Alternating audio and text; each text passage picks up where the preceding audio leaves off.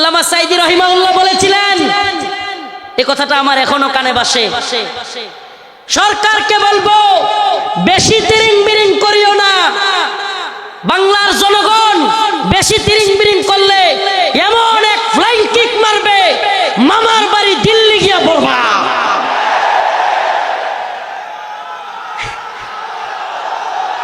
আল্লামা সাঈদী রাহিমাহুল্লাহ দেখে যাইতে পারেন নাই, কিন্তু আলহামদুলিল্লাহ সাঈদী রাহিমাহুল্লাহর কথাই বাস্তব হয়েছে।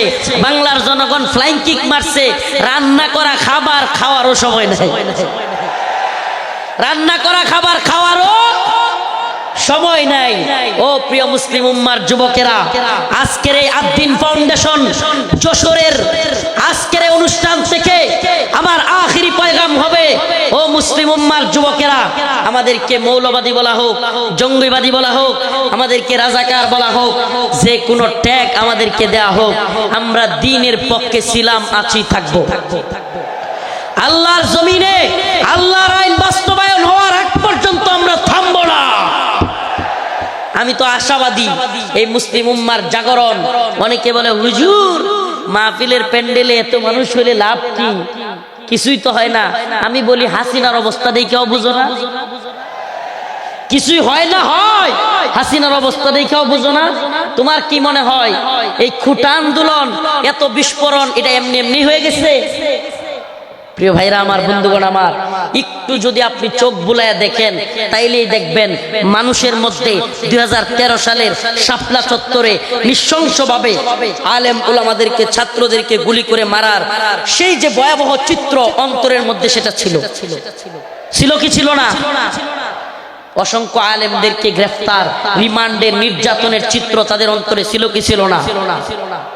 আল্লামা সাঈদী রাহিমাহুল্লাহকে কারাগার থেকে হত্যা করে বাহির করার চিত্র, ঢাকায় আল্লামা নূর হোসেন কাসেমী রাহিমাহুল্লাহ, আল্লামা সাঈদী রাহিমাহুল্লাহর জানাজা পড়তে না দেওয়ার দৃশ্য বাংলার যুবকেরা কি ভুলে গেছে?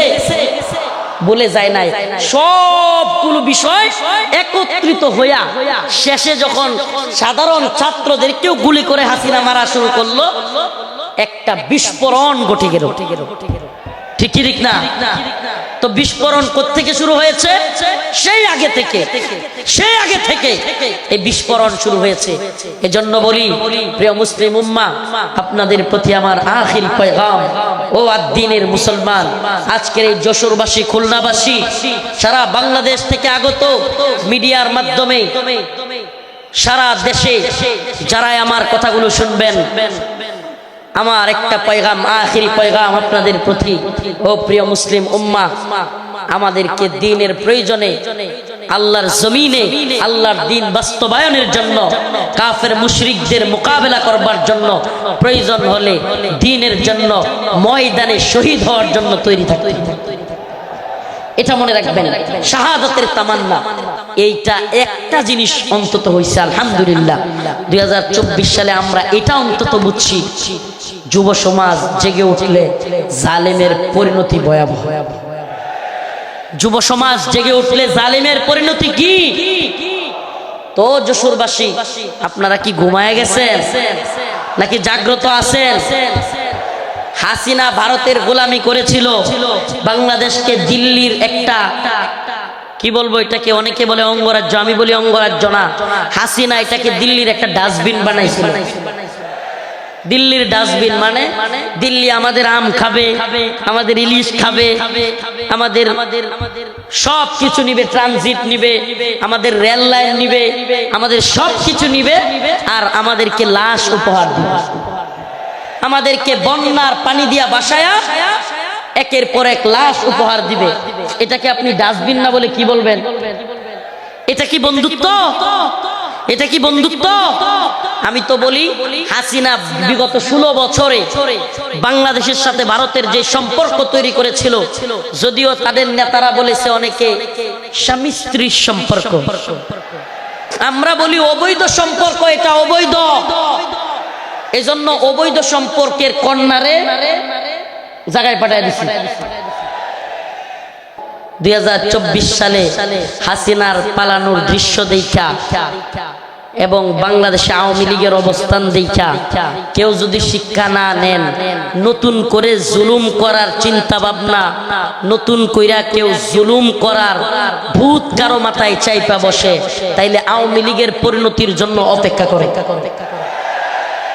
নতুন কইরাও যদি হাসিনার মতো জুলুমের চিন্তা ভাবনা কেউ করেন, আওয়ামী লীগের মতো জুলুম করার খায়েশাত, জালেম হওয়ার ভূত মাথায় চাইপা বসে, সাদাবাজি, টেন্ডারবাজি, দুর্নীতির বোধ, তাইলে বাংলার জনগণ লাথি দিয়া আপনাদের ভূতও তাড়ায় দিবে।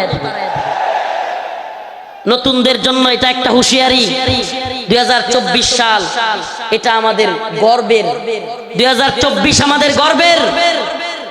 আমাদের এই চেতনাকে ধরে রাখতে হবে। প্রিয় যুব সমাজ, আমি আগে ফিলিস্তিনের বিভিন্ন ভিডিও দেখতাম, ফিলিস্তিনের মুসলমানদের ভিডিও দেখতাম। ছোট ছোট বাচ্চা ছেলেরা পাথর নিয়া ইসরায়েলের ট্যাঙ্কের মধ্যে নিক্ষেপ করতেছে, গোলাল দিয়া ইসরায়েলিদেরকে মারতেছে। সুবহানাল্লাহ। 2024 সালে দেখলাম আমাদের ছোট ছোট বাচ্চারা পুলিশের পেটের মধ্যে গিয়ে ঘুষি মারতেছে। সুবহানাল্লাহ বলেন না? এইটা একটা জিনিস অন্তত হইছে, আলহামদুলিল্লাহ। 2024 সালে আমরা এটা অন্তত বুঝছি, যুব সমাজ জেগে উঠলে জালেমের পরিণতি ভয়াবহ। যুব সমাজ জেগে উঠলে জালেমের পরিণতি কি?